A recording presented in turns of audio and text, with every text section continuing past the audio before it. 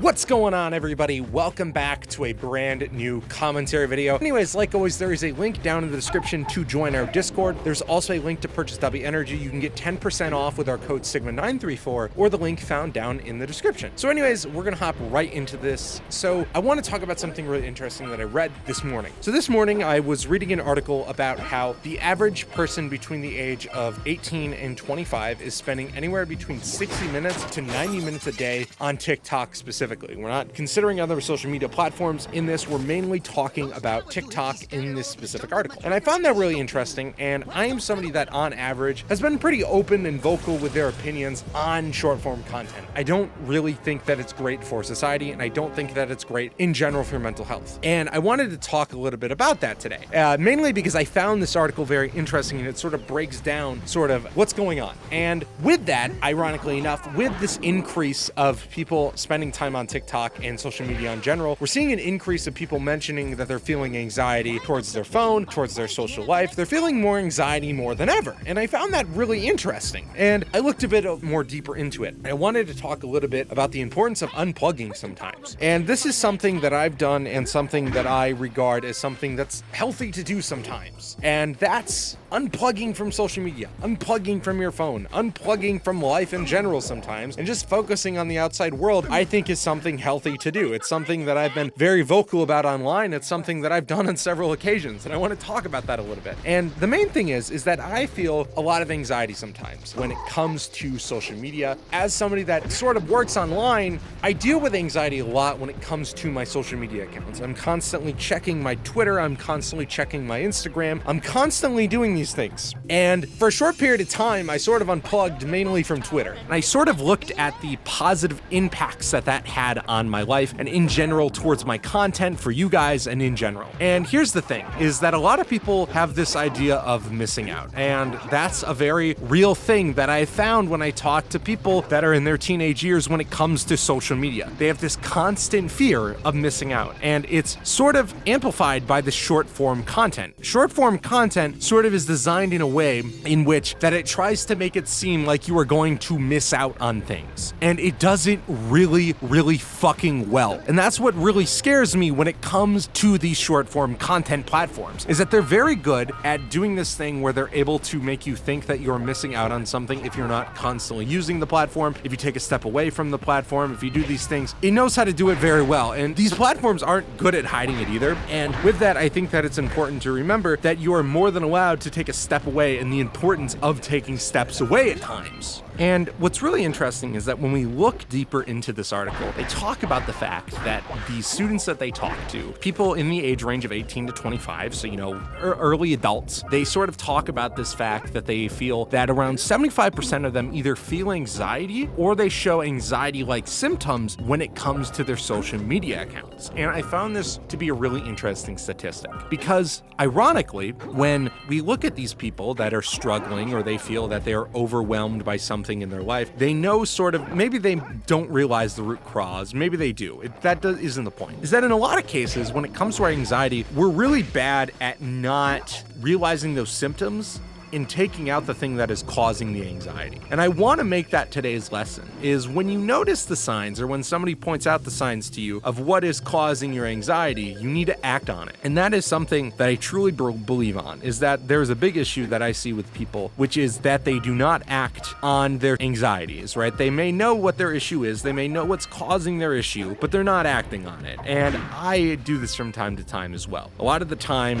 I am somebody that sort of does not realize what the issue or the root cause of an issue may be. For example, I'm having an issue with my partner. Not right now, but just as an example. I may be having an issue with my partner. We're having communications issues. And I may just equate it to something like, we're not able to hang out, we're not able to do this thing together, whatever it may be. But in reality, you may be the root cause of it, and you don't realize that. And sometimes you need somebody to point that out to you. And I think is a big issue with how our brains work is I think that it's important to, if you are struggling, when somebody points that out to you and be like, hey, this this is what I think your issue is, and this is what I think that you're struggling with, and this is how I think that we should solve it. In a lot of cases, we become defensive. We sort of try to fight back and push back and say, no, you're fucking wrong. I'm not fucking anxious because of my Twitter. I'm not anxious because of this. And I've literally had this argument where I have felt that I'm struggling with something. I feel that my anxiety has been worse, or I feel like I'm not showing enough affection, whatever it may be, and they tell me, hey, I think that it's this. I think that it is your social media consumption. And